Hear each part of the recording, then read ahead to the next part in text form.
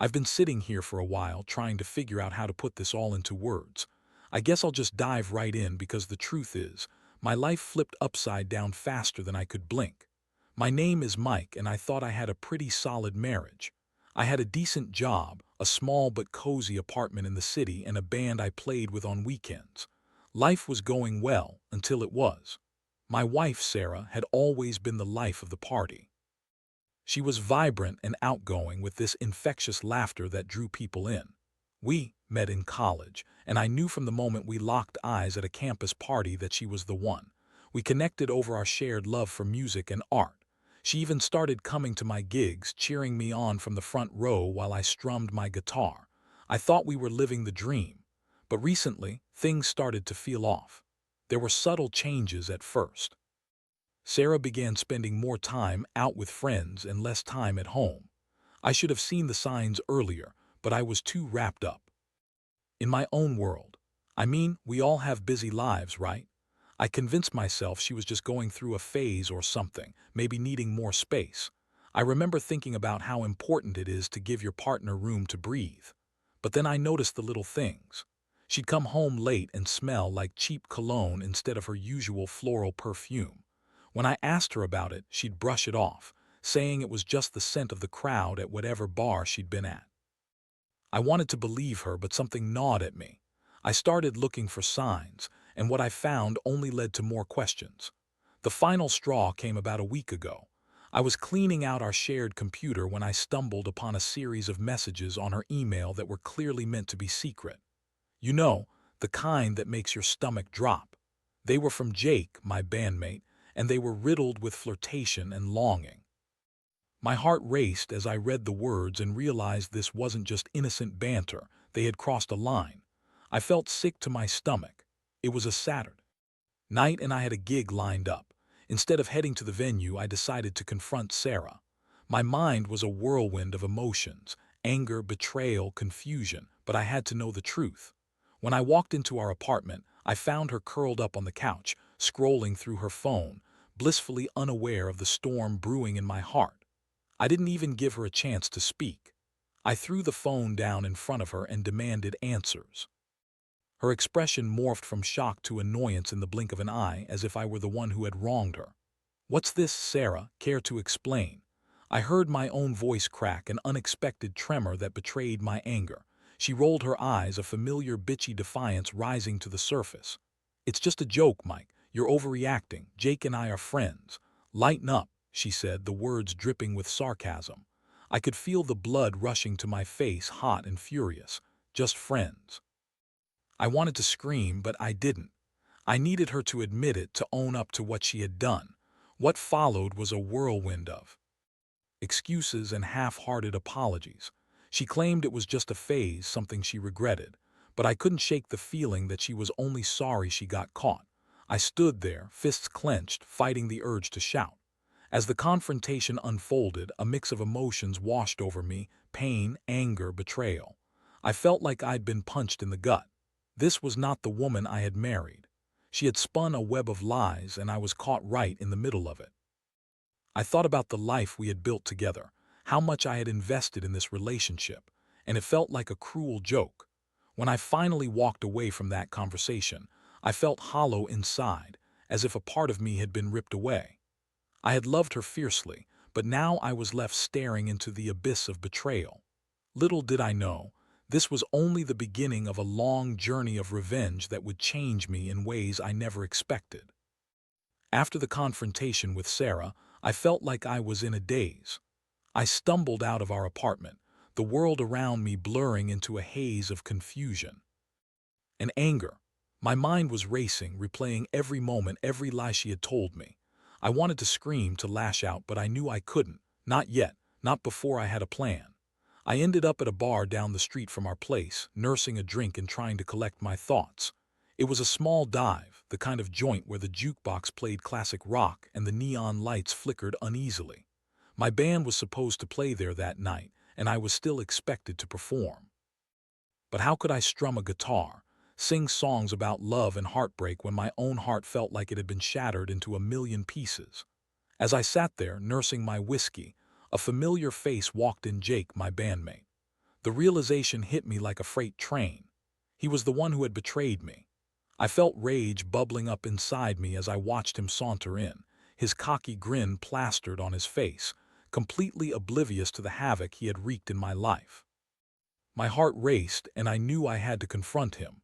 But this time I wasn't just seeking answers. I wanted revenge. I approached him, my fists balled at my sides, my heart pounding.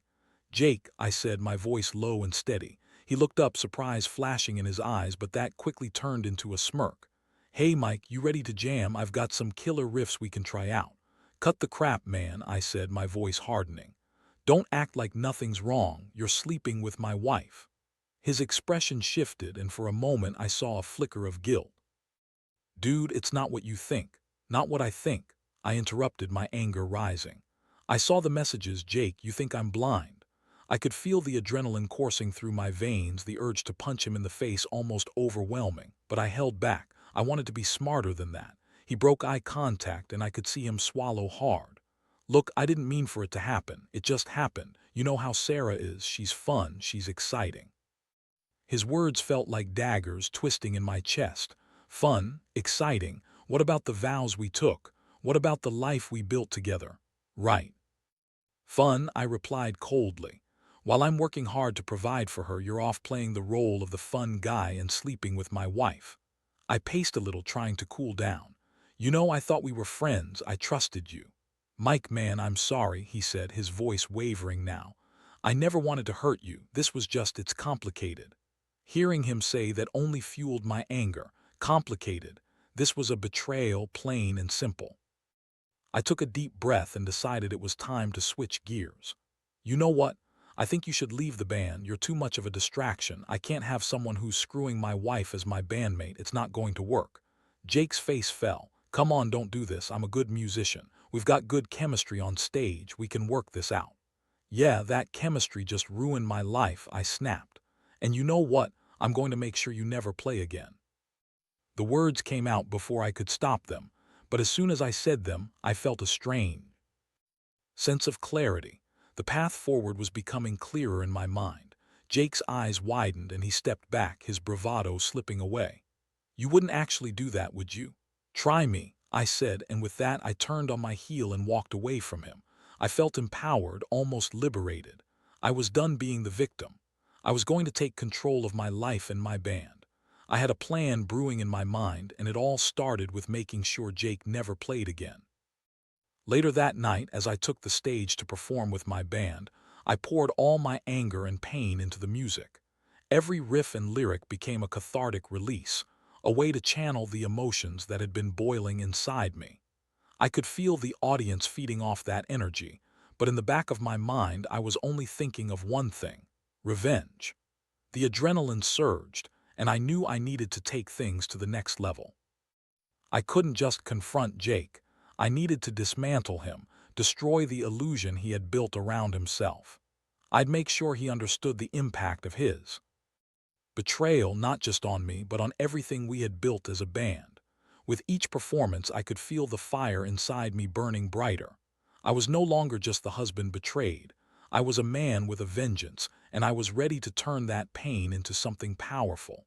Little did I know how deep that darkness would take me. After that confrontation with Jake, I felt a new sense of purpose, a fire igniting within me. The thought of revenge consumed me, and every day that passed fueled that flame. I had to be strategic. This was not just about petty payback. I wanted to incorporate my pain into something monumental, something that Jake wouldn't forget. It was time to take my music solo, and with that, I would obliterate his career. I started spending more time writing songs, pouring my heart into lyrics that encapsulated the betrayal and heartache I was feeling. I wanted every note to resonate with the raw emotion of my situation, something that would not only speak to my pain, but also serve as a rallying cry. I envisioned a solo album that would shake the very foundations of the music scene, one that would make it impossible for Jake to ignore. Meanwhile, I kept up appearances at home. Sarah was still trying to act like everything was normal, but I could see the cracks in her facade. She tried to initiate conversations about our future, but I deflected her attempts with vague answers. I was a man on a mission, and every time I caught her glancing at her phone, I felt a surge of adrenaline. I knew she was still talking to Jake, still lying to me. One night after a particularly long day of writing, I found myself scrolling through social media. I stumbled upon a photo that made my blood boil. It was Sarah and Jake, both laughing at some bar, sharing a drink, looking far too comfortable with each other. I felt my chest tighten and rage bubbled up inside me. It was time to take action. The next day, I reached out to a local music producer I knew, someone who had connections and could help me get the wheels turning on my solo career. We met at a cafe and I laid out my plan. I want to record an album, I told him. My voice steady. Something raw, something real, I need to tell my story. He listened intently, nodding along as I explained my vision. I could feel the excitement building as I spoke about the themes I wanted to explore, the betrayal, the anger, the heartbreak. I want to channel all of it into my music, I said, determination lacing my words. He smiled. I think we can definitely work with that. Let's get you in the studio and we'll start laying down some tracks. It was happening. My plan was coming together. I felt like I was finally taking back control of my life. As I began recording, I couldn't help but put everything I had into each song. I wrote about Sarah's infidelity, the pain of losing trust, and the sorrow of watching my marriage crumble. The lyrics flowed out of me like a dam had burst, each song more cathartic than the last. I wanted this album to be a reflection of my emotional journey, and I was determined to make it impossible for Jake to ignore the message. In the meantime, I made sure to keep an eye on Jake's music career. He had been trying to book gigs and stay relevant, but I could see him struggling. The more I watched him, the more I plotted my next move. I wanted to sabotage him hard. I started reaching out to venues where he was booked, spreading rumors about him being unreliable, about his recent personal issues. It felt good. Each whisper I sent out was a way to chip away at his standing in the music community. I wanted the world to see Jake as I saw him, a backstabbing coward who couldn't be trusted.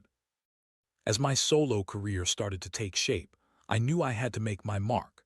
I began booking small gigs around the city. Each performance was a reminder of what I had lost and what I was willing to fight for. I would play my heart out, pouring my soul into every song. And in the back of my mind, I knew it was only a matter of time before I made my presence known and struck the final blow against Jake. One night, after a particularly electrifying gig, I received a message that made my heart race. It was an invitation to play at a well-known festival, one that would put my music in front of a large audience. This was my chance to launch my solo career into the stratosphere. I felt like I was standing at the precipice of something monumental. I had the opportunity to not just showcase my music, but to show Jake that I was no longer the victim. I was a force to be reckoned with. As the date for the festival approached, I became increasingly consumed by the thought of facing him. I knew he would be there, likely still trying to play the nice guy act, and I relished the idea of seeing his reaction when he realized what I had accomplished. I was ready to unleash everything I had been building, and I couldn't wait to watch him squirm. But as the day neared, I also felt a pang of uncertainty. Was I doing the right thing? Was it worth sacrificing everything we had built, even if that meant tearing Jake down? In those moments of doubt, I reminded myself of the pain, the betrayal. I pushed those thoughts aside, focusing instead on the music, on the revenge that was almost within my grasp. I told myself I was doing this for me, for the Mike who had been wronged, for the husband who deserved better. With each passing day, I felt like I was closer to reclaiming my life, my music, and my identity. I was ready to hit the stage and show everyone, especially Jake, just how far I had come. And the concert would be the perfect stage for that revelation. I was poised to take flight, and I wouldn't let anything or anyone hold me back. As the festival date loomed closer, the anticipation was a palpable buzz in the air. I was rehearsing relentlessly, perfecting every note and lyric. This was my moment, the culmination of all the pain I'd been through, and I was determined to make it unforgettable. I wanted to make sure that the audience felt every ounce of the heartbreak I had endured, especially Jake. I wanted him to know that he had pushed me to this point, and now I was rising from the ashes. The night of the festival arrived, and I could hardly contain my excitement and nerves.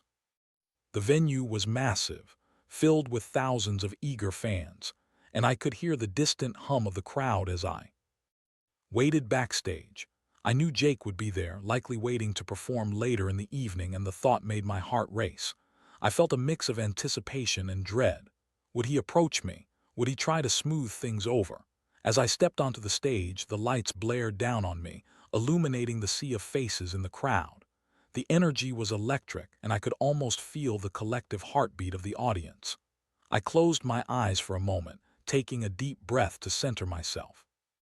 When I opened them again, I locked onto the front row, where I spotted Sarah, her face lit with excitement, mingled with guilt.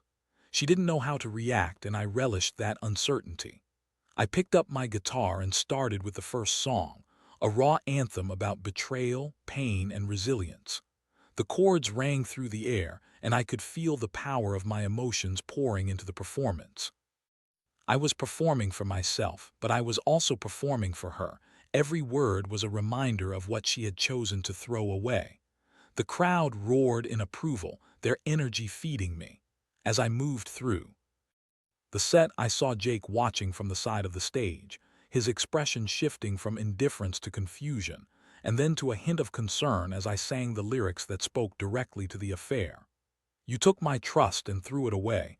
Now you're left with nothing but the price you pay. The audience erupted in applause, and I felt invincible. I could see Jake's shoulders tense, and I knew he was starting to realize that this wasn't just a performance. It was a statement. With every song, I felt more empowered, more in control. I had turned my heartbreak into something beautiful, something that resonated with the crowd. They could sense the authenticity in my pain, and it was electrifying. After my set, I stepped off stage, adrenaline coursing through my veins. The rush of performing and confronting my emotions was exhilarating, but I knew it wasn't over yet. I had one final confrontation to orchestrate, and it was time to face Jake head-on. I spotted him backstage, looking lost in thought, and I made my way over, determination set in my stride. "Great set out there, Mike," he said, trying to sound casual. But I could hear the tension in his voice. "Thanks, Jake. How's it feel to see someone else take the spotlight?" I shot back, letting my bitterness seep into my tone. He shifted uncomfortably, glancing away. "Look, man, I'm sorry about everything. I didn't mean for it to go this far. I thought we could all just move past it. You know how it is in this industry." "Move past it?"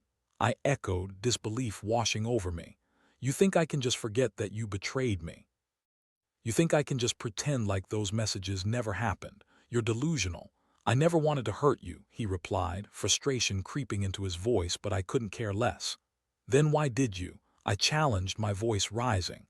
"You acted like a friend, but you were nothing but a coward. You thought you could just swoop in and take whatever you wanted, and now look where we are." Jake glanced at the ground, shame etched on his face. "I messed up, okay. But I didn't think it was going to come to this. I thought you'd forgive me." "Forgive you?" I let out a harsh laugh. "You think I'm just going to forgive you for sleeping with my wife, for betraying our friendship? You've set this in motion, and now you have to face the consequences." As I spoke, I could see the panic rising in his eyes. I leaned in closer, dropping my voice to a low hiss. "I'll make sure you never play in this city again. I'll make sure everyone knows who you really are, the backstabber who hurt his best friend." Jake's face paled, and I could see the fear flashing behind his eyes. He opened his mouth to respond, but I cut him off. "You don't even know what I'm capable of, but you're about to find out. I'm taking everything I had with you and burning it to the ground." With that, I turned away, feeling the weight of my words hanging in the air. It was liberating to finally confront him, to lay bare the truth of his betrayal. I could feel the power shifting in my favor, and I relished the thought of what was to come. The rest of the night was a blur of excitement and adrenaline. As I celebrated with my bandmates and new fans, I felt a sense of triumph. I had turned my heartbreak into a weapon, something I could wield against those who had wronged me. But as the night wore on, I also felt a twinge of uncertainty. Was I crossing a line? Was this revenge really worth it? I tried to push those thoughts aside, focusing instead on the thrill of my success. I had taken control of my life, and there was no turning back now. The music was mine, and so was the fight ahead. I was ready to face whatever challenges lay in my path, armed with the knowledge that I was stronger than I had ever been before. And it felt damn good. The aftermath of the festival felt surreal. I rode high on adrenaline and validation, but underneath it all, a storm of emotions churned. My performance had been a smashing success. I had garnered new fans and respect, but I knew that wasn't enough. I had to follow through on my plans, on my promise of revenge against Jake. In the days that followed the festival, I quickly became a fixture in the local music scene. The buzz around. My solo career was palpable, and I was being approached for more gigs, interviews, and collaborations. I reveled in the attention and the newfound respect I was gaining as a solo artist. But every night, I'd lie awake thinking about Jake. I knew it was time to put my plans into action, to ensure he felt the consequences of his betrayal.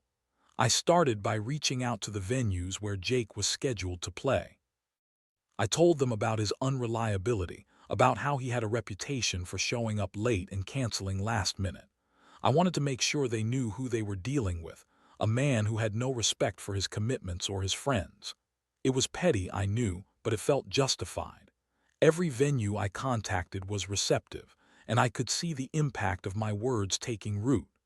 As I executed my plan, I also made a point to stay away from Sarah. Every time I saw her trying to reach out, trying to mend what was broken, I turned away. I was done with her empty apologies and excuses.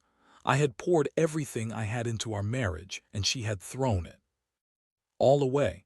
I didn't want to hear her side of the story anymore. One evening, as I was rehearsing for an upcoming gig, I received a text from Jake. "Hey man, can we talk? I'd like to clear the air." I felt a rush of satisfaction at seeing his message. He was desperate, and that made me feel powerful. I contemplated ignoring him, but part of me was curious. I wanted to see him squirm, to gauge just how much my actions had affected him. So I agreed to meet him at a bar downtown, a place we used to frequent.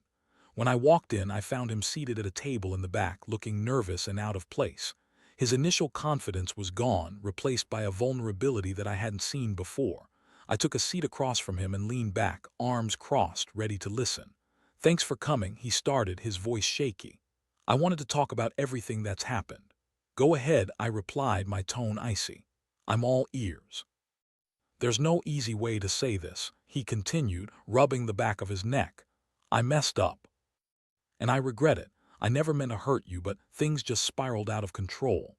He looked at me, searching for understanding, but I wasn't in the forgiving mood. "Spiraled out of control, is that your excuse?" I shot back. "You thought it was okay to sleep with my wife, to betray me like that. You don't get to just come back and say you're sorry. That doesn't fix anything." He sighed, a look of defeat washing over his face. "I know, and I'm sorry. I wish I could take it back. I've lost a lot. My reputation is in tatters, and I can't find gigs anymore. It's all falling apart. I just wanted you to know how much I regret it." "Regret?" I echoed, the word tasting bitter on my tongue. "You think that makes it all better? You think saying you're sorry fixes the damage you've done?" "I just want to move on, man. Can't we work together again?" he pleaded, desperation creeping into his voice. "Work together? You really think I'd want to team up with you after everything?" I shook my head. "You've burned that bridge. Jake, you lost my trust, and you lost your place in this band. This isn't just about me, it's about everyone you've hurt with your choices." He looked down, the fight leaving him. "I see that now. I just wish I could make it right." "Making it right would mean taking responsibility for your actions. But instead, you've been deflecting and trying to play the victim," I replied. "You need to understand what you've lost and why." The conversation ended there, with him slumping in defeat and me realizing that the power was entirely in my hands. I didn't care about reconciliation. I wanted him to feel the weight of his decisions. I stood up to leave, and as I walked out, I couldn't help but feel a rush of satisfaction. I had confronted him, and I had made it clear that I wasn't going to let him back into my life or my band. But as I walked home that night, a flicker of doubt crept in. Was I taking this too far? I had poured my energy into revenge, but what would it ultimately bring me? The thrill of power was intoxicating, but was it worth the cost of losing myself in the process? In the following weeks, I continued to build my solo career, performing at venues that embraced my music and my story. I felt stronger than ever, but Jake's name lingered like a shadow behind me. I could see the damage I was causing him, and it left me with mixed feelings. Then one day, I received word that Jake had been forced to cancel a major gig due to the rumors I had spread. I felt a pang of guilt but pushed it aside. I reminded myself that he had brought this on himself. Yet, there was a nagging voice in the back of my mind reminding me that revenge often leaves scars on both sides. I was at a crossroads. I had the power to continue my path of destruction, but at what cost? I wondered if I'd ever find closure or if my quest for revenge would leave me forever haunted by the choices I made. That night, I lay in bed staring at the ceiling, contemplating my next move. I had the strength to dismantle Jake's career, but I had to wonder, would that truly bring me peace? Or would it only create more chaos in my life? As the days turned into weeks, I felt a shift within myself. The initial exhilaration of revenge began to wane, replaced by a hollowness that gnawed at my insides. I had taken so much from Jake. I had made his life a living hell, but in doing so, I realized I was only dragging myself down with him. I had fought to reclaim my identity, but the path I had chosen was becoming increasingly burdensome. One night, after a particularly successful gig, I sat in my apartment, the silence heavy around me. I had just received another message from a venue letting me know that they had decided to cancel Jake's upcoming performance due to a lack of interest. Instead of feeling triumphant, I felt a deep sense of unease. Was I celebrating my success or relishing in someone else's downfall? I had built my career on the ashes of my pain, but I could feel the weight of that darkness creeping back in. That's when I decided to reach out to Jake one last time. I wasn't sure what I wanted to say, but I felt an undeniable urge to confront the remnants of my past. I texted him, asking if he would meet me at the same bar we had our last conversation. I needed to clear the air to see if there was any humanity left in me or if I had completely turned into a man consumed by bitterness. When I walked into the bar, I spotted him sitting at a table in the corner, looking worn and defeated. I could tell he had been through the ringer. This was a man who had lost everything, and as I approached him, I felt a pang of sympathy. "Mike," he greeted me, his voice barely above a whisper. "Hey, Jake," I replied, taking a seat across from him. The air between us was thick with unspoken words. "I've seen the gigs you've been playing. You're doing well," he said, his eyes flicking to the ground. "I'm glad for you." "Thanks," I replied, unsure of where to take the conversation. I wanted to talk about everything that's happened. "Yeah, me too," he said, a hint of vulnerability creeping into his voice. "I'm sorry, Mike. I can't express how much I regret." "What happened? I didn't think about how my actions would affect you. I got swept up in the moment and I lost sight of what really mattered." I took a deep breath, feeling the tension dissipate slightly. "You hurt me, Jake. You hurt our friendship and my marriage. It felt like a betrayal that I never expected." "I know, and I can't change that," he replied, his voice sorrowful. "But I'm trying to make things right. I've been working on myself and I'm in therapy now. I want to understand why I made those choices." I nodded, appreciating his honesty. "I don't know if you can ever make it right with me, but I respect that you're trying to change. I guess I came here because I needed to confront you to see if I could let go of this anger." Jake looked up, his eyes meeting mine with a hint of hope. "I don't expect forgiveness. I just want you to know that I'm genuinely sorry for what I did. I don't want to be that person anymore." The weight of his words hung in the air, and for the first time, I felt a sense of clarity. I had spent so much time plotting my revenge that I had forgotten what it meant to heal. I was so focused on making him pay that I had lost sight of my own growth. "I've learned a lot about myself through this experience," I said slowly, feeling the burden lift slightly. "And while I can't say I'll ever trust you again, I think I'm ready to move on from this anger. I don't want it to consume me anymore." He nodded, relief washing over his face. "That means a lot, Mike. I hope one day we can find a way to rebuild that friendship, but if not, I understand." We both sat in silence for a moment, the weight of our shared history lingering between us. I realized that revenge hadn't brought me the closure I sought. Rather, it had deepened the wounds. It was time to let go, to reclaim my happiness without carrying the burden of vengeance. As I stood to leave, I felt lighter, almost liberated. "Take care of yourself, Jake." "I truly wish you the best," I said, and as I walked away I couldn't help but feel a sense of closure wash over me. I was ready to focus on my music and my own journey, no longer tethered to the pain of betrayal. In the weeks that followed, I poured my energy into writing and performing, channeling my emotions into my music rather than my anger. With each note, I felt more grounded, more connected to who I was meant to be. I understood that life moved on, and so would I as I stood on stage performing for a crowd that cheered my name. I felt a profound sense of peace wash over me. I was no longer the husband betrayed. I was a man who had risen from the ashes of betrayal stronger than ever. I had learned that true strength comes not from revenge, but from forgiveness, of others and myself. My story might have begun in darkness, but it was leading me toward something brighter, something worth fighting for. And for that, I would always be grateful.